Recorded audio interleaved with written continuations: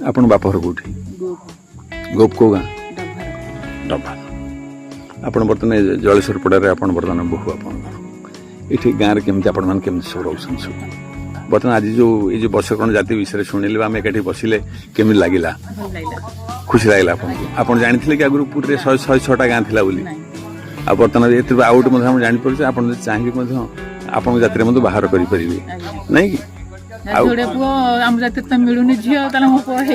हाँ आराम सब किसी खाली आप खाली आप खाली खाली बायोडाटा देते दुटा contact number they by chance गोटे फोन नंबर लगुनि मन कर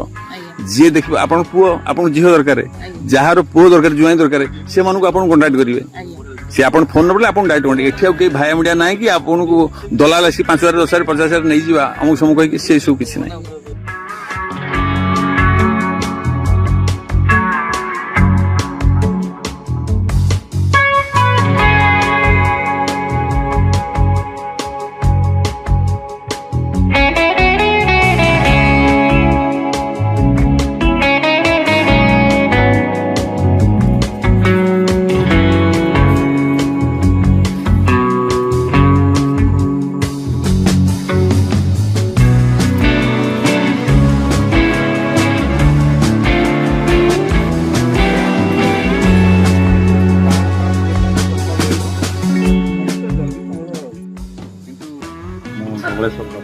पूरा वर्ष